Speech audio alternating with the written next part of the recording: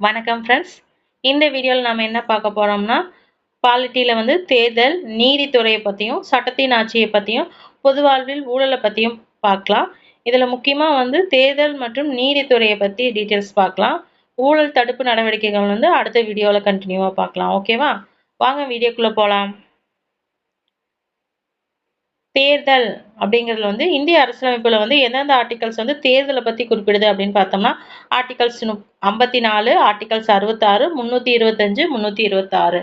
இதுல 54, 66 வந்து குடியரசுத் தலைவர் தேர்ந்தெடுக்கிறத பத்தியும், பிரதமர் தேர்தலை பத்தியும் குறிப்பிடுகிறது.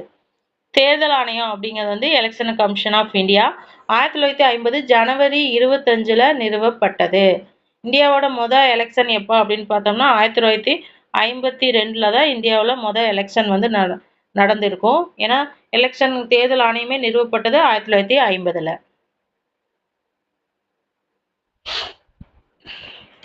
ஜனவரி 25 வந்து தேசிய வாக்காளர் தினமாக கொண்டாடிட்டு இருக்கோம். ஜனவரி 25 வந்து தேசிய வாக்காளர் தினம். தேர்தலை பத்தி குறிப்பிட்ட ஆர்டிகல்ஸ் என்னென்ன அப்படின்னு பார்த்தோம்னா 324ல இருந்து 329 வரைக்கும் தேர்தல் கமிஷனை பத்தி ஆர்டிகல்ஸ் வந்து குறிப்பிடுகிறது. தேர்தல் கமிஷனை பத்தி ஆர்டிகல்ஸ் என்ன அப்படின்னா 324 டு 329. தேர்தல் ஆணையம் வந்து நிர்வகிக்கிற தேர்தல்கள் என்னென்ன அப்படின்னு பார்த்தோம்னா, அதாவது தேர்தல் எலெக்ஷன் கமிஷன் அப்படின்னாவே தேர்தல் ஆணையங்கிறது மத்திய தேர்தல் ஆணையத்தை தான் குறிப்பிடும். மாநில தேர்தல் ஆணையம்னா மாநில தேர்தல் ஆணையம் அப்படிங்கிற வார்த்தையை யூஸ் பண்ணியிருப்பாங்க. மற்றபடி தேர்தல் ஆணையம் அப்படின்னாவே மத்திய தேர்தல் ஆணையத்தை தான் குறிப்பிடப்படுது. மத்திய தேர்தல் ஆணையம் வந்து எதுக்கெல்லாம் தேர்தல் நடத்துது அப்படின்னு பார்த்தோம்னா, மக்களவைக்கு தேர்தல் நடத்துறாங்க, மாநிலங்களவைக்கு தேர்தல் நடத்துறாங்க, மாநில சட்டமன்றங்களுக்கு தேர்தல் நடத்துறாங்க, ஜனாதிபதி மற்றும் துணை ஜனாதிபதிக்கும் வந்து தேர்தல் நடத்துறாங்க. மக்களவை எம்பிக்கு தேர்தல் நடத்துறாங்க, எம்எல்ஏக்கு தேர்தல் நடத்துறாங்க. அதுபோக ஜனாதிபதி மற்றும் துணை ஜனாதிபதிக்கும் தேர்தல் நடத்துறாங்க.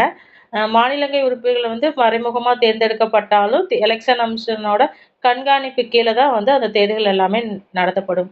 குடியரசுத் தலைவரும் வந்து துணை குடியரசுத் தலைவரும் தேர்தல் என்ன அப்படின்னா மறைமுக தேர்தல். தேர்ந்தெடுக்கப்படுவாங்க. மறைமுக தேர்தல் குடியரசுத் தலைவரும் துணை குடியரசுத் தலைவரும் மறைமுக தேர்தல் விகிதாச்சார அடிப்படையில் இருந்தாலும் அது தேர்தல் கமிஷனுக்கு கீழே தான் அந்த தேர்தலும் நடைபெறும். எலெக்ஷன் கமிஷன்ல வந்து யார் யார் இருக்காங்க அப்படின்னு பார்த்தோன்னா, ஒரு தலைமை தேர்தல் அதிகாரி வந்து இருக்காரு. அவருக்கு கீழே 2 தேர்தல் ஆணையர்கள் வந்து இருக்காங்க. ஒரு தலைமை தேர்தல் ஆணையர் இருப்பாங்க. அவரு பிளஸ் 2 தேர்தல் ஆணையர்கள். அப்போ 1+2 மெம்பர்ஸ் வந்து தேர்தல் ஆணையத்துல இருக்கிறாங்க. ஒரு தலைமை தேர்தல் ஆணையர், 2 தேர்தல் ஆணையர்கள் வந்து இருக்கிறாங்க. அதாவது முக்கியமான ஆர்டிகல்ஸ், அதாவது எலெக்ஷன் கமிஷனை பற்றி ஆர்டிகல்ஸ் என்னென்னு பார்க்கலாம். 324 என்ன சொல்லுது அப்படின்னா, தேர்தல் பட்டியலை வந்து தயாரிக்கிறது, நாடாளுமன்ற மாநில சட்டமன்றத்துக்கான தேர்தலை நடத்துறது மட்டும் இல்லாமல் அவற்றை கண்காணித்து கட்டுப்படுத்துறதும் வந்து எலெக்ஷன் கமிஷனோட டியூட்டி அப்படின்னு சொல்லி ஆர்டிகல்ஸ் 324 வந்து குறிப்பிடுது. அடுத்தது 325 வந்து என்ன சொல்லுது அப்படின்னா, தேர்தலில் வந்து மதம், இனம், ஜாதி, பாலியல் பாகுபாடு காட்டி வாக்களிக்கிறதுக்கு உரிமை இல்லை அப்படிங்கன்னு யாரையும் சொல்லலை அப்படிங்கிற இதை வந்து உறுதி செய்யணும். அதாவது அனைவருக்கும் வாக்குரிமை அப்படிங்கிற கூற்றை வந்து தேர்தல் கமிஷன் உறுதிப்படுத்தணும் அப்படின்னு ஆர்டிகல்ஸ் 325 வந்து சொல்லுது. வயது வந்தோர் வாக்குரிமை, அதாவது இந்தியாவில் வந்து 18 வயதான எல்லாருக்குமே வாக்குரிமை இருக்குல்ல, அதோட தகுதிகளை பற்றி 326ல் வந்து சொல்லப்படுது. 327ல வந்து நாடாளுமன்றம் மற்றும் சட்டமன்றத்தை தேர்தல் தொடர்பான அதிகாரங்களை வந்து சட்டம் இயற்றும், அதாவது சட்டம் இயற்றுவதற்கான அனுமதிகளை பற்றி 327ல வந்து குறிப்பிடப்பட்டு உள்ளது. அடுத்தது 328ல வந்து மாநில சட்டமன்றங்களுக்கும் மாநிலத்திற்குள்ளே தேர்தல் தொடர்பான ஏற்பாடுகளை செய்ய அதிகாரம் அளிக்குது. இப்போ தமிழ்நாட்டுக்குள்ள எலெக்ஷன் வருது அப்படின்னா தமிழ்நாடு சட்டமன்றம் வந்து அதுக்கு தகுந்த மாதிரி சட்டம் இயற்றுக்கான அதிகாரத்தை வந்து இந்த ஆர்டிகல்ஸ் 328 வந்து கொடுக்குது. 329ல வந்து தேர்தல் விஷயங்கள்ல வந்து நீதித்துறை வந்து தலையீட்டை வந்து தடை செய்கிறது. தேர்தல் நடக்கும்போது அதுல நீதித்துறையோட தலையீட்டை வந்து தடை செய்யறது என்ன அப்படின்னா 329. அடுத்தது தனி தொகுதி அப்படின்னா என்னன்னா, இப்போ பழங்குடியினருக்கும் பட்டியலின சமூகத்தினருக்கும் வந்து குறிப்பிட்ட தொகுதிகளை ஒதுக்கி இருப்பாங்க. அந்த தொகுதிகளை தான் என்னன்னு சொல்றாங்கன்னா தனி தொகுதி அப்படின்னு சொல்லப்படுது. பட்டியல் மற்றும் பழங்குடியினர் சமூகத்திற்காக ஒதுக்கப்பட்ட தொகுதியை தான் என்னன்னு சொல்றாங்கன்னா தனி தொகுதி அப்படின்னு சொல்றாங்க. வரையறை அப்படின்னா ரீசெண்டா வந்து போயிட்டே தான் இருக்குது. தொகுதி மறுவரைய வந்து செஞ்சுட்டு இருக்காங்க. செய்ய போறோம் அப்படின்னு சொல்லி இப்ப சொல்லிட்டே இருக்கிறாங்க. தொகுதி வரையறை அப்படிங்கிறது என்னன்னா, மக்கள் தொகை அடிப்படையில வந்து தொகுதிகள பிரிக்கிறதா என்னன்னு சொல்லுவாங்க, தொகுதி வரையறை அப்படின்னு சொல்றாங்க. இப்போ நம்மளோடது வந்து அ மக்களவை தொகுதி வந்து 39 தொகுதிகள் இருக்குது. தமிழ்நாட்டுல வந்து மக்களவை தொகுதிகள் வந்து 39 இருக்குது. மாநிலங்களவை தொகுதி வந்து 18 இருக்கு. பாண்டிச்சேரிக்கு வந்து சேர்த்துனா +1 ன்னு வரும். ஓகேவா? நம்மளோட மக்களவை தொகுதி வந்து 39, மாநிலங்களவை இது வந்து 18. தொகுதி வரையறை அப்படிங்கிறது வந்து மக்கள் தொகையில அடிப்படையில தொகுதிகள வந்து மறுசீரமைக்கிறதா வந்து தொகுதி வரையறை அப்படின்னு சொல்றாங்க. முதல் வரையறை ஆணையம் வந்து சட்டம் வந்து 1952ல வந்து நிறுவப்பட்டுச்சு. 2வது வரையறை சட்டம் வந்து 1963. முதல் வந்து 1952, அப்புறம் 10 வருஷம், அதாவது 11 வருஷம் கழிச்சு 1963ல நிறைவேற்றப்படுது. 3வது வரையறை வந்து 1973. 1973ல நிறைவேற்றப்பட்டது. 4வது வரையறை வந்து 2002ல தான் நடப்பட்டுச்சு. அதுக்கப்புறம் இப்ப வரைக்கும் நடக்கல. இப்ப தான் வரையறை நடக்கப் போகுது அப்படின்னு அறிவிச்சிருக்கிறாங்க. பட் வரையறை கொண்டு வந்தா தமிழ்நாட்டுல வந்து நம்மளோட மக்களவைக்கான உறுப்பினர்கள் எண்ணிக்கை வந்து குறையும். ஏன்னா மக்கள் தொகை அடிப்படையில் பார்க்கும்போது நம்மளது விகிதாச்சாரத்தின் அடிப்படையில நமது உறுப்பினர்கள் எண்ணிக்கை வந்து குறையறக்கு தான் வாய்ப்பு அதிகமா இருக்கு. அடுத்தது இந்தியாவுல தேர்தல் நடைமுறை என்ன அப்படின்னு பார்த்தோம்னா, இந்தியாவுல எலெக்ஷன் அறிவிச்சாவே என்னென்ன நடைமுறைகள் இருக்கு அப்படின்னா, தொகுதிகள மறுவரை செய்யணும். எந்தெந்த தொகுதிகள் அப்படிங்கிறத எங்கெங்க இருக்கு அப்படிங்கிறத மறுவரை செய்வாங்க. அந்த எந்த தொகுதிக்கு ஆள் இல்லையோ அங்க வந்து தேர்தல அறிவிப்பாங்க. தேர்தல அறிவிச்சோனே எப்பல்லாம் வேட்புமனு தாக்கல் செய்யலாம், வேட்புமனு தாக்கல் திரும்ப பெறுவதற்கான டைம் என்ன அப்படிங்கிறத வந்து தேர்தல் ஆணையம் அறிவிப்பாங்க. வேட்புமனு தாக்கல் செய்யக்கூடிய தேதியும் அறிவிப்பாங்க. அத திரும்ப பெறக்கூடிய கால அளவையும் வந்து தேர்தல் கமிஷன் அறிவிக்கும். அதுக்கப்புறம் என்ன பண்ணுவாங்க, போட்டியிட விரும்பும் வேட்பாளர்கள் வேட்புமனு தாக்கல் செய்வாங்க. வேட்புமனு தாக்கல் செஞ்ச உடனே ஏத்துக்க மாட்டாங்க. சரிபார்த்து அதுக்கப்புறம் ஏற்றுக்கொள்ளப்பட்டதா, இல்ல நிராகரிக்கப்பட்டதா அப்படிங்கிற அத வந்து வேட்பாளருக்கு தேர்தல் கமிஷன் வந்து அறிவிப்பாங்க. அ ஏற்றுக்கொள்ளப்பட்டுச்சு அப்படின்னா, அவர் வேட்பாளர் வந்து தேர்தல் பரப்புரையை மேற்கொள்ளுவாங்க. தேர்தல் பரப்புரை மேற்கொண்டதுக்கப்புறம் என்னன்னா, வாக்களிக்கும் நடைமுறை நடைபெறும். வாக்களித்து முடிந்ததுக்கப்புறம் ரிசல்ட், அதாவது வாக்கு எண்ணிக்கை யார் வெற்றி பெற்றாங்க அப்படிங்கிற முடிவுகள அறிவிக்கிற வரைக்கும் தேர்தல் கமிஷனோட நடைமுறைகள் வந்து செயல்பாட்டிலேயே தான் இருந்துட்டுருக்கும். வாக்காளர் பதிவு அலுவலர், எலக்டோரல் ரிஜிஸ்ட்ரேஷன் ஆஃபீசர் அப்படின்னா, தொகுதியுள்ள வாக்காளர் பட்டியலை தயாரிக்கும் பணி செய்பவர் யாருன்னா, வாக்காளர் பதிவு அலுவலர் தான் வந்து தொகுதியில் உள்ள வாக்காளர் பட்டியலை தயார் செய்றாரு. வாக்காளர் பதிவு அலுவலரை நியமிப்பவர் யாரு அப்படின்னா, இந்திய தேர்தல் ஆணையம் தான் வாக்காளர் பதிவு அலுவலரை வந்து நியமிக்கிறாங்க. வாக்குச்சாவடி தலைமை அலுவலர், வாக்குச்சாவடியில தலைமை அலுவலர் ஒருத்தர் இருப்பாரு. அவர்தான் வந்து வாக்குச்சாவடியில வந்து தேர்தல நடத்திட்டுவாரு. மாவட்ட தேர்தல் அதிகாரியே வாக்குச்சாவடி தலைமை அலுவலர் மற்றும் வாக்குப்பதிவு அலுவலரை வந்து நியமிச்சிருப்பாங்க. மாவட்ட தேர்தல் அதிகாரியே வந்து வாக்குச்சாவடி தலைமை அலுவலையும், வாக்குப்பதிவு அதிபரையும் நியமிக்கிறாரு. அதுவே வந்து வாக்காளர் பதிவு அலுவலரை நியமிப்பவர் யாருன்னா, இந்திய தேர்தல் ஆணையம். அடுத்தது 61வது அரசியலமைப்பு சட்ட திருத்தத்தின்படி வாக்களிக்கும் வயதை வந்து எந்த வயதிலிருந்து எவ்வளவா குறைத்தாங்க அப்படின்னா, 21 வயதிலிருந்து 18 வயதாக குறைத்தாங்க. 18 வயதுல உள்ளவைகளெல்லாம் ஓட்டடிக்கலாம் அப்படிங்கிற கொண்டு வந்தப்பட்ட ஆண்டு என்ன அப்படின்னா, 1988லிருந்து தான் 18 வயது உடைய அனைவருமே வாக்களிக்கும் உரிமை பெற்றிருக்காங்க. தமிழ்நாடு தேர்தல் ஆணையம் வந்து அமைக்கப்பட்ட ஆண்டு வந்து 1904 ஜூலை 15ல தான் வந்து தமிழ்நாடு தேர்தல் ஆணையம் வந்து அமைக்கப்பட்டுச்சு. தேர்தல் சீர்திருத்தங்கள்ல வந்து இது காலவரிசை. தார்குந்த் குழு அப்படிங்கிறது வந்து 1974ல தொடங்கியிருக்காங்க. தினேஷ் கோஸ்வாமி குழு வந்து 1990ல வந்து தொடங்கியிருக்கு. வெரா குழு வந்து 1993. இந்திரஜித் குப்தாவோட குழு வந்து 1998ல வந்து நியமிச்சிருக்கிறாங்க. இந்திய சட்ட ஆணையத்தின் அறிக்கை வந்து 1999ல வெளியிடப்பட்டிருக்குது. வெங்கட் செல்லையா தேசிய ஆணையம் வந்து 2002ல வந்து இந்திய தேர்தல் ஆணையத்தின் அறிக்கை வந்து 2004. வீரப்ப மொய்லி ஆணையம் வந்து 2007ல வந்து ஏற்படுத்தப்பட்டிருக்குது. டாங்கா குழு வந்து 2010. இதெல்லாம் வந்து தேர்தல் சீர்திருத்த நடவடிக்கைகள். அடுத்து பார்த்தோம்னா, தபால் வாக்குரிமை வந்து எப்ப அறிமுகப்படுத்தப்பட்டிருக்கு அப்படின்னா, 1999ல தபால் வாக்குரிமை அறிமுகப்படுத்திருக்கு. 2003ல தான் ராணுவத்துல பணிபுரியறவங்க வந்து பதிவிலி வாக்கு, அதாவது அவங்களுக்கு பொதுவா யாராவது போய் ஓட்டளிக்கலாம் அப்படிங்கிற ஆப்ஷன வந்து குடுத்திருக்காங்க. அது ப்ராக்ஸி வோட் அப்படின்னு சொல்றாங்க. ப்ராக்ஸி வோட் அப்படின்னா பதிலினி வாக்கு. 2010ல வந்து வெளிநாடு வாழ் இந்திய குடிமக்களுக்கு ஓட்டுரிமை. என்ஆர்ஐக்கு ஓட்டு. அது வந்து 2010ல தான் கொண்டு வந்திருக்காங்க. அடுத்தது கட்சி தாவல் தடை சட்டம். கட்சி தாவல் தடை சட்டம் வந்து கொண்டு வரப்பட்ட ஆண்டு என்ன? 1985. கட்சி தாவல் தடை சட்டம் 1985. 52வது சட்ட திருத்தத்தின்படி தான் நடைமுறைப்படுத்தப்பட்டிருக்கு. கட்சி தாவல் தடை சட்டம். மாநில தேர்தல் ஆணையம் வந்து திருத்தம் அரசியலமைப்பு சட்ட திருத்தம் 73 மற்றும் 74 படி உருவாக்கப்பட்டிருக்கு. மாநில தேர்தல் ஆணையம் வந்து அரசியலமைப்பு சட்ட திருத்தம் 73 மற்றும் 74 படி உருவாக்கப்பட்டிருக்கு. மாநில அளவில் உள்ளாட்சி அமைப்புகளுக்கு தேர்தல் நடத்துறது என்ன அப்படின்னு பார்த்தோம்னா மாநில தேர்தல் ஆணையம் தான் மாநில அளவு உள்ளாட்சி அமைப்புகளுக்கு தேர்தல் நடத்தும். ஆர்டிகல்ஸ் 243Kல இந்தியாவில் ஒவ்வொரு மாநிலத்திலும் ஒரு தேர்தல் ஆணையம் வந்து இருக்கும் அப்படின்னு சொல்றாங்க. ஆர்டிகல்ஸ் 243Kல இந்தியாவில் ஒவ்வொரு மாநிலத்திலும் ஒரு தேர்தல் ஆணையம் இருக்கும் அப்படின்னு சொல்லப்படுது.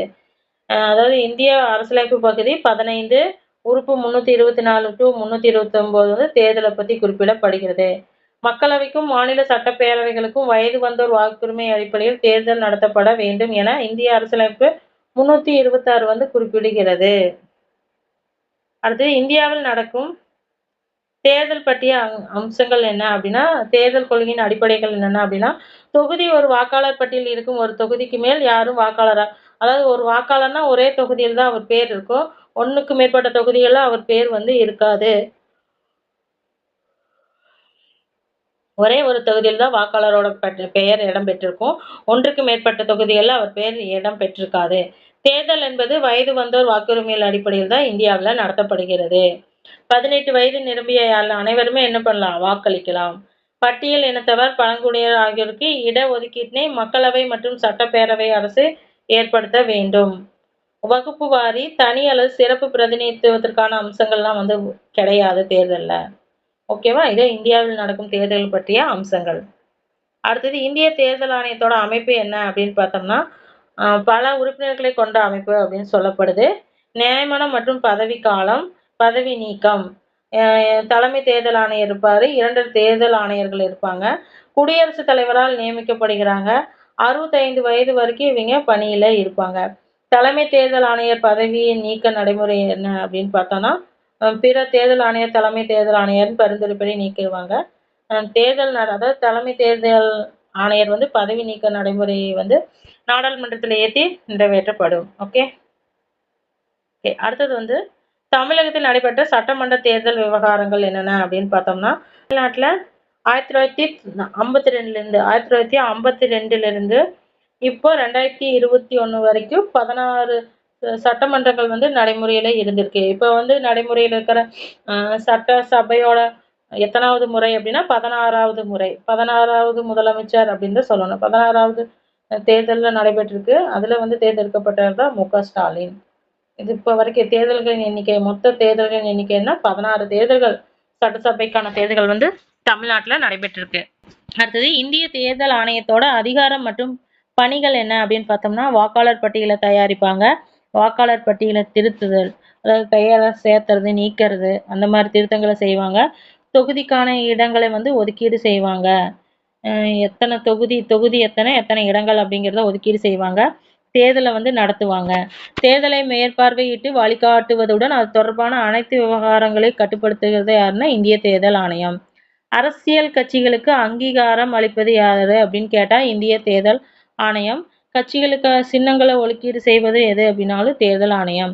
சுதந்திரமான மற்றும் நேர்மையான தேர்தலை உறுதி செய்தல். தேர்தல் விவகாரங்கள் தொடர்பான அனைத்து கேள்விகளுக்கும் குடியரசுத் தலைவர் மற்றும் சம்பந்தப்பட்ட மாநில ஆளுநருக்கு தேர்தல் ஆணையம் அறிவுரை வழங்கலாம். அதாவது தேர்தல் தொடர்பான அனைத்து கேள்விகளுக்கும் குடியரசுத் தலைவர் மற்றும் ஆளுநருக்கு அறிவுரை வழங்குவாங்க. நாடாளுமன்றம் மற்றும் சட்டமன்ற உறுப்பினர்களின் தகுதி இழப்பை முடிவு செய்கிறது. தகுதி இழப்பை வந்து முடிவு செய்கிறது யாரு அப்படின்னு பார்த்தா இந்திய தேர்தல் ஆணையம். இந்திய குடியரசுத் தலைவர் அல்லது மாநில ஆளுநரால் பரிசீலனைக்கு அனுப்பப்பட்டு மனுக்கள் மற்றும் பிரச்சனைகளை வந்து தீர்க்கிறாங்க. ஒரு அரசியல் கட்சி பிளவு ஏற்பட்டால் எழும் தேர்தல் சின்னம் தொடர்பான சச்சரவுகளுக்கு முடிவெடுக்கிறது யாரு அப்படின்னு பார்த்தோம்னா தேர்தல் கமிஷன் தான். அடுத்தது chief election commission of India.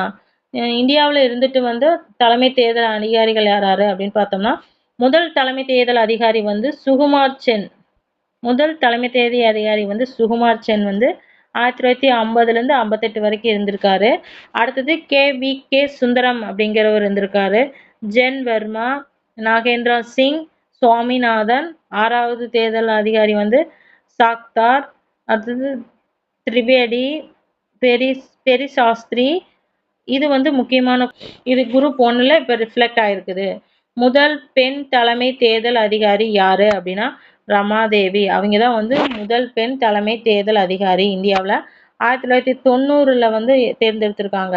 November 26ல் தேர்ந்தெடுக்கப்பட்டு டிசம்பர்லயே வந்து வேற ஆளை தேர்ந்தெடுத்தாங்க. ஆனாலும் அவர் ஷார்ட் டைம் பீரியடா இருந்தாலும் அவங்க தான் இந்தியாவின் முதல் பெண் தலைமை தேர்தல் அதிகாரி. இப்போ கரண்டா இருக்கிற தேர்தல் அதிகாரி யாருன்னா ராஜீவ் குமார். இப்போ தற்போதைய தலைமை தேர்தல் அதிகாரி யாருன்னா ராஜீவ் குமார். மே 15, 2022 இருக்காரு. இது புக் பேக் கொஸ்டின் ஆன்சர் தான். வாக்குரிமை என்னும் சொல் எதிலிருந்து தோன்றியது அப்படின்னா ஆங்கிலோ பிரெஞ்சு அப்படிங்கிற மொழியிலிருந்து தோன்றியிருக்குது. இந்திய அரசியலமைப்பு பகுதி 15 எதை பற்றியது அப்படின்னா தேர்தலை பற்றி சொல்லுது. அரசியலமைப்பு பகுதி 15 தேர்தலை பற்றி குறிப்பிடுகிறது. அடுத்தது தேர்தலியல் என்பது டேஸ் பற்றிய பருப்பு அப்படின்னா தேர்தலை பற்றி படிக்கிற கல்வி என்னன்னு சொல்லுவாங்க தேர்தலியல். டேஸ் என்பது பன்மைத்துவம் பெரும்பான்மை தேர்தல் முறைகளின் எளிமை வடிமை ஆகும். அப்படின்னா எது எளிமையான வடிவம் அப்படின்னா முதல் நிலையை கடந்து செலுத்துதல் தான் பன்மை தேர்தலில் வந்து எளிமையான வடிவம். முதலாவது வரையறை ஆணையம் நிறுவப்பட்ட ஆண்டு என்ன அப்படின்னா 1952. முதலாவது வரையறை ஆணையம் நிறுவப்பட்ட ஆண்டு 1952. தகுதியுள்ள வாக்காளர்களின் பட்டியலை டேஸ் என்று அழைக்கிறோம். யாரெல்லாம் ஓட்டு போடுறாங்களோ அவங்களோட பட்டியல் என்னன்னு சொல்லுவோம் வாக்காளர் பட்டியல். இந்திய குடிமக்களின் வாக்குரிமை வயதினை 21லிருந்து 18ஆக குறைத்த அரசியலமைப்பு சட்ட திருத்தம் என்ன அப்படின்னு பார்த்தோம்னா 61வது சட்ட திருத்தம். இந்தியாவுக்கு ஒரே தேர்தல் ஆணையம் வேண்டும் என்று கூறும் அரசமைப்பு உறுப்பு எது அப்படின்னா ஆர்டிகல்ஸ் 324 தான் இந்தியாவுக்கு ஒரே தேர்தல் ஆணையம் போகுது அப்படின்னு குறிப்பிடப்படுது. 52வது அரசமைப்பு சட்ட திருத்தம் 1985 டேஸ் பற்றியதாகும். கட்சி தாவல் தடை சட்டத்தை பத்தி சொல்றதா என்ன அப்படின்னா 52வது சட்ட திருத்தம். ஒரு உறுப்பினர் மறைவு அல்லது பதவி விலகலால் வரும் தேர்தல் என்னன்னு சொல்லுவாங்க இடைத்தேர்தல். ஒருத்தர் வந்து இறந்துட்டாலோ இல்ல விலகிட்டாலோ நடைபெறும் தேர்தலை வந்து இடைத்தேர்தல் அப்படின்னு சொல்றாங்க. பஞ்சாயத்து அமைப்புகளில் பெண்களுக்கு எத்தனை சதவீதம் இடஒதுக்கீடு? இந்தியாவின் தலைமை தேர்தல் ஆணையரை நியமிப்பவர் யாரு அப்படின்னா இந்திய குடியரசுத் தலைவர் தான் இந்தியாவோட தலைமை தேர்தல் ஆணையரை நியமிப்பாரு. இந்திரஜித் குப்தா குழு 1998 டேஸுடன் தொடர்புடையதுன்னா தேர்தல் சீர்திருத்தங்களுடன் தொடர்புடையது. இந்தியாவின் முதல் பொது தேர்தல் எப்போ நடைபெற்றுச்சுன்னா 1951 to 52. அரசின் நிதியுதவியுடன் தேர்தல்களை டேஸ் குழு ஆதரித்தது. இந்திரஜித் குப்தா குழு வந்து தேர்தல்களை வந்து ஆதரித்திருக்கு. இந்திய நாடாளுமன்றம் ஈரவை கொண்டதாகும். கீழவையாக மக்களவையும் மேலவையாக மாநிலங்களவையும் உள்ளது அப்படின்னா இரண்டும் உண்மை, இரண்டும் சரியான விளக்கம். அடுத்து இந்தியாவோட நீதி அமைப்புகள். நீதி அமைப்புகள் வந்து இந்தியாவோட நீதிமன்றம் உச்ச நீதிமன்றம் வந்து 3வது அங்கமா இருக்கு. அதாவது நீதித்துறை அப்படிங்கிறது வந்து இந்திய அரசியலமைப்புல வந்து 3வது துறையா இருக்கு. குடிமக்களோட உரிமைகளையும் சுதந்திரத்தையும் பாதுகாக்கிறதா வந்து நீதிமன்றங்களோட வேலையா இருக்கு. முக்கிய பணி அப்படின்னா குடிமக்களோட உரிமைகளையும் சுதந்திரத்தையும் பாதுகாக்கிறது. அரசியலமைப்பு சட்டத்தின் பாதுகாவலன் யாரு அப்படின்னு கேட்டாங்கன்னா உச்ச நீதிமன்றம். உச்ச நீதிமன்றம் வந்து 1950 ஜனவரி 28ஆம் நாள் வந்து துவங்கப்பட்டிருக்கு. 1935 ஆண்டு இந்திய அரசு சட்டத்தின்படி தான் உச்ச நீதிமன்றம் தொடர்ந்து இருக்கு. நீதிமன்றங்களோட அமைப்பு வந்து இந்தியாவில் வந்து 3 அடுக்கு நீதித்துறையா இருக்குது. அதாவது உச்ச நீதிமன்றத்துக்கு கீழே உயர்நீதிமன்றம், உயர்நீதிமன்றத்துக்கு கீழே மாவட்டம், உயர்நீதிமன்றத்துக்கு கீழே மாவட்ட அமர்வு நீதிமன்றங்கள் வந்து இருக்கு. மாவட்ட நீதிமன்றம் இல்லைன்னா அமர்வு நீதிமன்றம் இருக்கும். இப்போ மாவட்ட நீதிமன்றங்களில் வந்து தீர்ப்பு கொடுத்தாங்க அப்படின்னா அது மேல்முறையீட்டுக்காக உயர்நீதிமன்றத்துக்கு நம்ம போகலாம். உயர்நீதிமன்ற தீர்ப்பும் வந்து நம்மளுக்கு சரியா இல்லை அப்படின்னா நம்ம வந்து மேல்முறையீடு செஞ்சு உச்ச நீதிமன்றத்துக்கு போகலாம். உச்ச நீதிமன்றம் தான் வந்து இறுதியான நிலையில் இருக்கு. அது தீர்ப்பு வழங்குச்சு அப்படின்னா அதான் இறுதியான தீர்ப்பா இருக்கும். மறுபடியும் மேல்முறையீடு செய்ய முடியாது. உயர்நீதிமன்றத்தோட அதாவது உச்ச நீதிமன்றத்தோட தீர்ப்பு, உச்ச நீதிமன்ற சுப்ரீம் கோர்ட்டோட தீர்ப்பு வந்து இந்தியா ஃபுல்லா இருக்கிற அனைத்து உயர்நீதிமன்றங்களுக்கும் பொருந்து, மாவட்ட நீதிமன்றங்களுக்கு பொருந்து. ஒரு கேஸ்ல வந்து சுப்ரீம் கோர்ட் வந்து ஜட்ஜ்மெண்ட் கொடுத்துருச்சு அப்படின்னா அந்த கேஸ் ஃபாலோ பண்ணி தான் மற்ற நீதிமன்றங்கள் எல்லாமே தீர்ப்பு வழங்கும். அதை மேற்கோள் காட்டி தான் தீர்ப்பையும் வழங்குவாங்க. இந்தியாவில் இருக்கிறது வந்து 3 அடுக்கு நீதித்துறையா செயல்பட்டுட்டு இருக்கு. ஓகே. அடுத்து வந்து நீதிபதிகள் நியமனம் என்ன அப்படின்னு பார்த்தோம்னா, உச்ச நீதிமன்றத்தோட தலைமை நீதிபதியை நியமிக்கிறதுக்கு வந்து ஒரு கவுன்சில் இருக்குது. கொடிசியம் அப்படின்னு சொல்லுவாங்க. கொடிசியத்தோட கீழே தான் வந்து தலைமை நீதிபதியை வந்து நியமிப்பாங்க. அவங்க பரிந்துரையின் பேர்ல குடியரசுத் தலைவர் வந்து தலைமை நீதிபதியை நியமிக்கிறார். கொடிசியத்தின் பரிந்துரை பேர்ல வந்து குடியரசுத் தலைவர் வந்து தலைமை நீதிபதியை நியமிப்பாரு. உச்ச நீதிமன்ற நீதிபதிக்கான தகுதிகள் என்னென்ன அப்படின்னு பார்த்தோம்னா, இந்திய குடிமகனா இருக்கணும். 5 ஆண்டுகள் வந்து உயர் நீதிமன்றத்துல நீதிபதியா பணி செஞ்சிருக்கணும். உயர் நீதிமன்றத்தில் நீதிபதியா செஞ்சிருக்கணும். இல்லைன்னா 10 ஆண்டுகள் வந்து உயர் நீதிமன்றத்துல வழக்கறிஞர் பணி வந்து ஆற்றியிருக்கணும். குடியரசுத் தலைவரோட பார்வையில வந்து அவர் வந்து சட்ட வல்லுநரா இருந்தாங்க அப்படின்னா மட்டும்தான் தலைமை நீதிபதியா நியமிக்கப்படுவாங்க. உயர் நீதிமன்ற நீதிபதி ஆகிறதுக்கு தகுதிகள் என்ன அப்படின்னு பார்த்தோம்னா, இந்திய குடிமகனா இருக்கணும். 10 ஆண்டுகள் வந்து நீதித்துறையில பணி அனுபவம் இருக்கணும். இல்லைன்னா 10 ஆண்டுகள் உயர் நீதிமன்றத்துல வழக்கறிஞரா பணியாற்றினாவே வந்து உயர் நீதிமன்ற நீதிபதி ஆகக்கூடிய தகுதிகள் அவருக்கு இருக்கு. உச்ச நீதிமன்ற நீதிபதியோட ஓய்வு பெறும் வயது வந்து 65. உயர் நீதிமன்ற நீதிபதியோட ஓய்வு பெறும் வயது வந்து 62. உச்ச நீதிமன்றம் இந்திய அரசியலமைப்பு பகுதி 5லையும் பார்ட் 5லையும் சாப்டர் 4லையும் வந்து குறிப்பிடப்பட்டு இருக்கு. உயர் நீதிமன்றத்தோட முக்கிய அரசியலமைப்பு பகுதிகள் வந்து ஆர்டிகல்ஸ் வந்து 124 முதல் 147 வரை இந்திய உச்ச நீதிமன்றத்தோட வடிவம் மற்றும் அதிகார வரம்புகளை வந்து குறிப்பிடப்படுகிறது. ஆர்டிகல்ஸ் 124 முதல் 147 வரை அடிப்படை உரிமைகளை பாதுகாப்பதற்கான சட்ட வழித்தீர்வுகள். அடிப்படை உரிமைகளை பாதுகாக்கிறதுக்கு உச்ச நீதிமன்றத்துக்கு இல்லை நீதிமன்றத்துக்கு என்னென்ன உரிமைகள் இருக்கு அப்படின்னு பார்த்தோம்னா, ஆட்கொணர்வு நீதி பேராண்மை, நெறியுறுத்தும் நீதி பேராண்மை, தடை நீதி பேராணை, தகுதி முறை வினவும் நீதி பேராண்மை, விளக்கம் கோரும் நீதி அதாவது நீதி பேராணை இல்லை விளக்கம் கோரும் ஆணை. 5 வகையான பேராணைகளை வந்து உயர் நீதிமன்றம் அல்ல உச்ச நீதிமன்றம் பயன்படுத்துவாங்க. ஆட்கொணர்வு அப்படின்னா ஒரு நபரை கொண்டு வந்து நீதிமன்றத்துல ஆஜர்படுத்துறது தான் ஆட்கொணர்வு அப்படின்னு சொல்லுவாங்க. நெறியுறுத்தும் நீதி பேராண்மைனா இப்போ உச்ச நீதிமன்றம் ஒரு ஆர்டரை பாஸ் பண்ணிடுச்சு, அதாவது ஒரு ஆணை இட்டுச்சு அப்படின்னா அதை மற்ற நீதிமன்றங்களையும் பின்பற்றணும். இல்லை அது அரசுக்கோ இல்லை தனிநபருக்கோ விடுத்தாலும் அவங்க ஃபாலோ பண்ணணும். அதுதான் வந்து ஆணையிடுறது அப்படின்னு சொல்லுவாங்க. தடை நீதி பேராண்மை அப்படின்னா இப்போ ஒருத்தரை அப்பாயின்மெண்ட் பண்ணுறாங்க அப்படின்னு வச்சுக்கோங்க. மாநில அரசோ மத்திய அரசோ ஒரு நபரை அப்பாயின்மெண்ட் பண்ணாங்கன்னா அவர் அப்பாயின்மெண்ட் செல்லாது அப்படின்னு சொல்லி தடை செஞ்சு வைக்கிறதுக்கான உரிமையும் வந்து உச்ச நீதிமன்றத்துக்கு இருக்குது. தகுதி முறை வினவும் நீதி பேராண்மை. ஒரு நபரை வந்து வேலையில சேர்க்கறாங்க அப்படின்னா எதன் அடிப்படையில் அவரை வேலையில சேர்த்திருக்காங்க அப்படின்னு சொல்லி கேள்வி கேட்கிற உரிமை வந்து உச்ச நீதிமன்றத்துக்கு இருக்கு. விளக்கம் கோரும் உரிமைனா கேள்வி கேட்டுட்டு அதை பத்தி நீங்க எங்களுக்கு அறிக்கையா சமர்ப்பிக்கணும் அப்படின்னு உரிமை கோர, அதாவது விளக்கம் கோர உரிமையும் வந்து உச்ச நீதிமன்றத்திற்கு இருக்குது. அதை வந்து விளக்கம் கோரும் ஆணை அப்படின்னு சொல்லுவோம். அடுத்தது 1962 எங்க உயர் நீதிமன்றங்கள் தொடங்கப்பட்டுச்சு அப்படின்னு பார்த்தோம்னா, சென்னை, மும்பை, கல்கத்தா 3 இடங்கள்ல தான் 1862லயே உயர் நீதிமன்றங்கள் வந்து தொடங்கப்பட்டுச்சு. சென்னை சிஎம்கே இல்லைன்னா சிஎம்கேன்னு வச்சு, அதாவது மெட்ராஸ், பாம்பே, கல்கத்தால தான் வந்து 1862லயே முதல்ல உயர்நீதிமன்றங்கள் வந்து தொடங்கப்பட்டுச்சு. இந்திய உச்ச நீதிமன்றமே 1950ல தொடங்கப்பட்டுச்சு. இது வந்து பிரிட்டிஷ் பீரியட்லயே வந்து தொடங்கிட்டாங்க.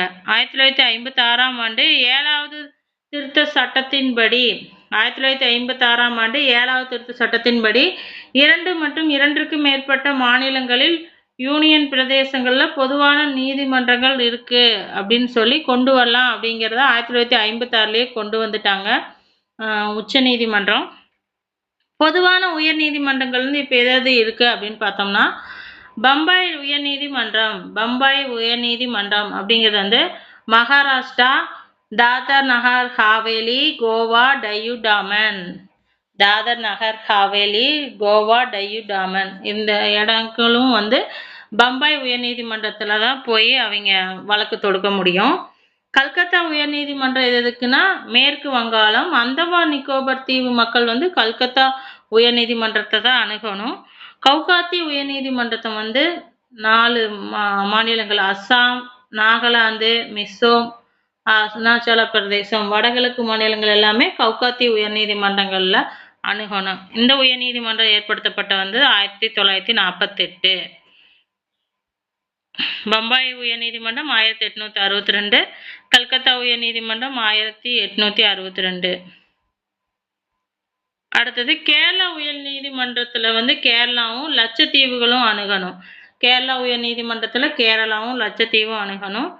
சென்னை உயர்நீதிமன்றத்துல தமிழ்நாடு, பாண்டிச்சேரியும் அணுகலாம். சென்னை உயர்நீதிமன்றம் தமிழ்நாடுக்கும் பாண்டிச்சேரிக்கும் பொதுவா இருக்கு.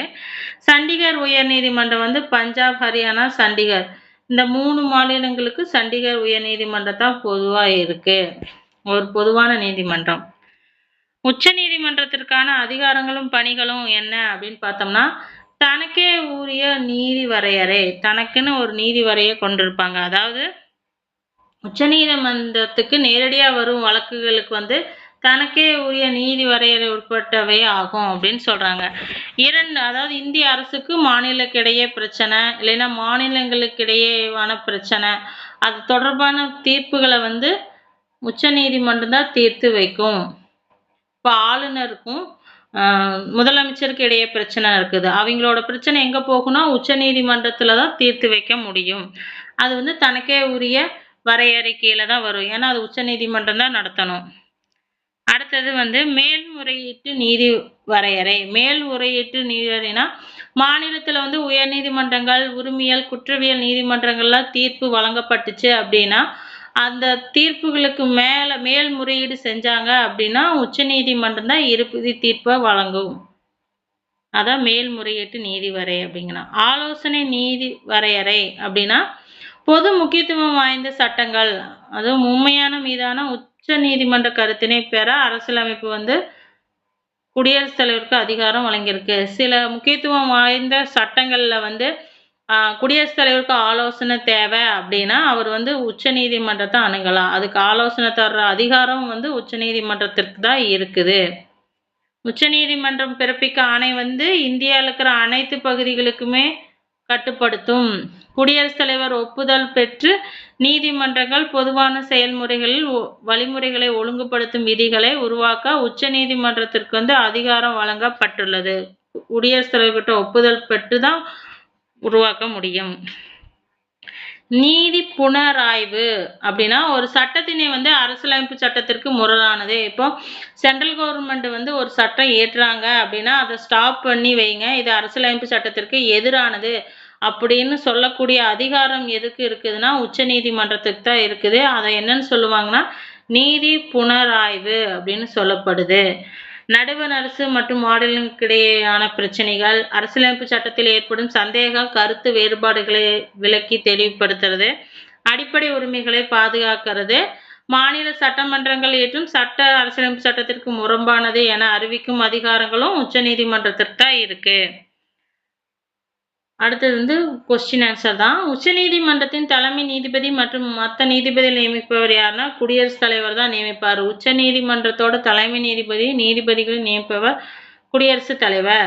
உச்ச நீதிமன்ற நீதிபதிகள் மற்றும் மற்ற நீதிபதிகளை ஓய்வு பெறும் வயது வந்து 62. உச்ச நீதிமன்றத்துல 62 கிடையாது, 65. நடுவண் அரசின் 3வது அங்கம் நீதித்துறை, இது சரி. அடிப்படை உரிமைகள் தொடர்பான வழக்குகள் உச்ச நீதிமன்றத்தில் மேல்முறையீட்டு அதிகாரங்களுக்கு உட்பட்டது அப்படின்னு சொல்லியிருக்காங்க. அப்படிலாம் இல்லை, எந்த நீதிமன்றத்துல வேணாலும் நம்ம வழக்கு தொடுக்கலாம். இது வந்து தவறு. உச்ச நீதிமன்றம் பிறப்பிக்கும் ஆணை இந்தியாவில் அனைத்து பகுதிகளில் நீதிமன்றங்களுக்கும் கட்டுப்படுத்தும், இதுவும் சரி. அப்போ 1ம் 4ம் சரி. அடுத்தது வந்து இது பட்டியலினத்தை சமுதாயத்தை சேர்ந்த ஒருவர் வந்து முதல் முறையாக 2000 உச்ச நீதிமன்றத்தின் நீதிபதியாக நியமனம் செய்யப்பட்டார். அவர் யாரு அப்படின்னா KG பாலகிருஷ்ணர் ஆவார். இவர் தான் முதல் பட்டியலின சமுதாயத்தை சார்ந்த தலைமை நீதிபதியா இருந்திருக்காரு. முதல் தலைமை நீதிபதி KG பாலகிருஷ்ணன். தற்போது அரசியலமைப்பின் கீழ் இந்திய உச்ச நீதிமன்றம் ஜனவரி 28, 1950 வந்து செயல்பட தொடங்கி இருக்குது. இளவரசர்கள் மாடத்தில் செயல்பட்டது 1958 தற்போது வளாகத்திற்கு மாற்றப்பட்டு உள்ளது. இந்த நாடாளுமன்றத்தில் இளவரசர் மாடத்துல தான் செயல்பட்டு இருந்துச்சு. 58 தான் தற்போது இருக்கிற இடத்துல வந்து செயல்பட தொடங்கி இருக்கு. நீதிபதி ஹரிலால் கனிகா உச்ச நீதிமன்றத்தின் முதல் தலைமை நீதிபதி ஆவார். இவர்தான் முதல் தலைமை நீதிபதி யாரு அப்படின்னா நீதிபதி ஹரிலால் கனிகா அப்படிங்கிறவர். இவருக்கு அப்புறம் யாரு வந்திருக்காங்க அப்படின்னு பார்த்தோம்னா சையத் பசல் அலி, பதஞ்சலி சாஸ்திரி, நீதிபதி மெஹர்சந்த் மகாஜன், நீதிபதி பிஜன் குமார், நீதிபதி முகர்ஜி மற்றும் நீதிபதி SR தாஸ். இவங்க எல்லாமே அதுக்கு அடுத்தடுத்து தலைமை நீதிபதிகளா இருந்திருக்காரு. ஆனா முதல் தலைமை நீதிபதி யாரு அப்படின்னா ஹரிலால் கனிகா. ஓகே, இது புக் பேக் தான். கீழ்கண்டவற்றில் எது அரசாங்கத்தின் உறுப்பு இல்லை அப்படின்னா அரசாங்கத்தோட உறுப்பு வந்து 3. ஒன்று வந்து ஆட்சித்துறை, சட்டமன்றம், நீதித்துறை. 3வது துறை தான் நீதித்துறை. பின்வருவற்றில் எது கூட்டாட்சியின் பாதுகாவலராக விவரிக்கப்படுகிறது அப்படின்னா கூட்டாட்சியின் பாதுகாவலர் நீதித்துறை தான் சொல்லணும். ஏன்னா மத்திய மாநில அரசுகளுக்கிடையே பிரச்சனையை வந்து தீர்த்து வைக்குது. பின்வருவற்றில் யார் பண்டைய இந்தியாவின் நீதியின் நீரூற்றாக கருதப்பட்டன? பண்டைய இந்தியாவில் நீதி நீரூற்றார்னா மன்னராக தான் இருந்திருக்காங்க. பின்வருவற்றில் யார் இடைக்கால இந்தியாவின் நீதி நிர்வாகத்தை நிர்வகிக்கும் உச்சபட்ச அதிகாரம்னா சுல்தான்கள் தான் இடைக்கால இந்தியாவில் நீதி வழங்கிட்டு இருந்திருக்காங்க. எந்த சாசனம் பம்பாயின் மீது நீதித்துறை அதிகாரம் செலுத்த கிழக்கிந்திய கம்பெனிக்கு அதிகாரம் அளித்தது அப்படின்னா 1668வது சாசன சட்டம். எந்த சாசனம் மதராஸ் மாநகராட்சியில மட்டும் மேயர் நீதிமன்றம் உருவாக்க காரணமாக இருந்தது அப்படின்னா 1687வது சாசன சட்டம். கல்கத்தாவில் உள்ள உச்ச நீதிமன்றத்தை அமைக்க கீழ்கண்ட மன்னருக்கு அதிகாரம் வழங்கியது எந்த சட்டம்னா அப்படின்னு பார்த்தோம்னா 1773 ஒழுங்குமுறை சட்டம். எந்த ஆண்டு கூட்டாட்சி நீதிமன்றங்கள் தொடங்கியது அப்படின்னா 1937 தான் செயல்பட தொடங்கியது. அதன் விளைவாகத்தான் 1950 வந்து இந்தியாவில் உச்ச நீதிமன்றம் வந்து ஏற்படுத்தப்பட்டுச்சு. கீழ்கண்டவற்றில் எந்த கோட்பாடு மாறி வரும் காலங்களையும் சட்டத்தின் நோக்கங்களையும் கணக்கில் எடுத்துக் கொள்கிறது அப்படின்னா நீதித்துறை செயல்பாட்டு முறை அப்படிங்கிறது தான் வந்து இதுக்கான ஆன்சர். பின்வருவற்றில் இந்தியா ஒரு மாற்று தகராறு முறை எது அப்படின்னா லோக் தான் இப்போ புதுசாக கொண்டு வந்திருக்கிற தகராறு முறைமைக்கான மாற்று அப்படின்னு சொல்றாங்க. பின்வரும் உறுப்புகளில் எது உயர்நீதிமன்றத்தில் பேராணைகளை பிறப்பிக்க அதிகாரம் அளிக்கிறது அப்படின்னு பார்த்தோம்னா 226 தான் நீதிமன்ற பேராணைகளை பிறப்பிக்க அதிகாரம் உயர்நீதிமன்றத்துக்கு வழங்கப்படுகிறது. அடுத்தது சட்டத்தின் ஆட்சி. சட்டத்தின் ஆட்சி வந்து பிரிட்டிஷ் பீரியட்லயே அறிமுகப்படுத்தப்பட்டிருக்கு. சட்டத்தின் ஆட்சி கீழே 3 முதன்மையான சிறப்பு அம்சங்கள் வந்து இருக்கு. ஒன்று ஃபர்ஸ்ட் பார்த்தோம் அப்படின்னா என்னன்னா சட்டத்தின் முன் அனைவரும் சமம். அது ஜாதி மத வேறுபாடு இல்லாமல் சட்டத்தின் முன்ன அனைவரும் சமமாக தான் இருக்கணும். சட்டத்திற்கு மேல் யாரும் இல்லை, சட்டமே இறுதியானது, அதுக்கு மேலே யாரும் இல்லை அப்படின்னு சொல்றாங்க. இப்போ வந்து பிரதமரே வந்து சட்டத்துக்கு கீழ்ப்படிந்து தான் இருக்கணும் அப்படிங்கிறது. அனைவருக்கும் சமமான சட்டம், அதாவது ஜாதி மதம் இல்லாமல் இப்போ ஒரு தீர்ப்பு வழங்குறாங்கன்னா அவங்களோட சொந்தக்காரா இருந்தாலும் அதே தீர்ப்பை தான் அவர் வழங்கணும், பாகுபாடு காட்டி வழங்கக்கூடாது. அதான் அனைவருக்கும் சமமான சட்டம். அடுத்தது ஏவி டைசினோட சட்ட விதிகள் என்னென்ன அப்படின்னு பார்த்தோம்னா ஏவி டைசி தான் வந்து சட்டத்தின் ஆட்சி அப்படிங்கிறத முதல்ல கூறியிருப்பாரு. சட்டத்தின் ஆட்சிங்கிறத முதல் கூறியவர் வந்து ஏவி டைசி தான். அதனோட அடிப்படை கொள்கைகள் வந்து 3 கொள்கைகள் இருக்கு. அதன் அடிப்படை கொள்கைகள் 3 கொள்கைகள். சட்டத்தின் மேலாதிக்கம், சட்டத்தின் முன் அனைவரும் சமம், சட்ட உணர்வின் ஆதிக்கம். சட்டத்தினிலே மேலாதிக்கம், சட்டமே ஆதிக்கம் செலுத்தும், சட்டத்தின் முன்னே அனைவரும் சமம், சட்ட உணர்வின் ஆதிக்கம். ஒரு செயலை செய்யணும் அப்படின்னாலும் அது சட்டப்படி சரியா அப்படின்னு யோசிச்சு தான் செய்யணும். கவர்மெண்ட் வந்து ஒரு சட்டத்தால் புதுசாக ஏதாவது ஸ்கீம் கொண்டு வந்தாலும் அது சட்டப்படி சரியா அப்படின்னு யோசிச்சு தான் செய்யணும். அதுதான் வந்து 3 அடிப்படை கொள்கைகள். இந்திய அரசியலமைப்பு கீழே சட்டத்தின் ஆட்சி என்னென்ன அப்படின்னு பார்த்தோம்னா, நீதித்துறையில மறு ஆய்வு. நீதித்துறை மறு ஆய்வுனா என்ன? இப்போ ஒரு சட்டம் இயற்றப்பட்டுச்சுன்னா அது சரியா அப்படின்னு மறு ஆய்வு செய்யறதுக்கான அதிகாரம் வந்து நீதித்துறைக்கு தான் இருக்குது.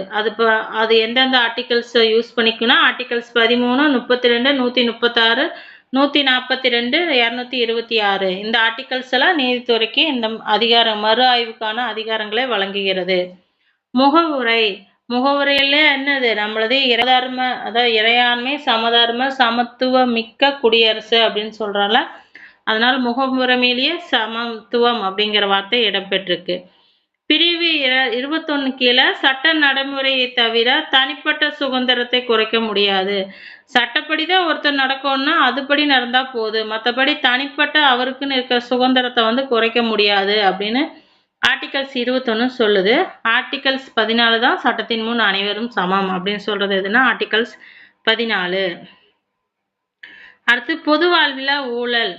பொது வாழ்வில் ஊழல் அப்படின்னா அரசாங்கம் இல்லது அரசாங்கம் சார்ந்த நிறுவனங்கள்ல வந்து முறைகேடு நடக்கிறதான் வந்து ஊழல் அப்படின்னு சொல்லுவாங்க. அதாவது அதிகார துஷ்பிரயோகம், சட்டவிரோதமான செயல்கள், சட்டத்துக்கு எதிராக செய்யறது தான் வந்து என்னன்னு சொல்றாங்கன்னா ஊழல் அப்படின்னா. இதை வந்து தடுக்கிறதுக்காக கண்காணிக்கிறதுக்கும் வந்து நிறைய அமைப்புகளை வந்து கவர்மெண்ட் ஏற்படுத்திட்டா இருக்காங்க. சட்டங்களை இயற்றியும் அதுக்கான நடவடிக்கைகளை எடுத்திருக்காங்க. இந்திய அரசு சட்டம், அதாவது ஊழல் தடுப்பு சட்டம் வந்து 1988 வந்து நிறைவேற்றப்பட்டிருக்கு.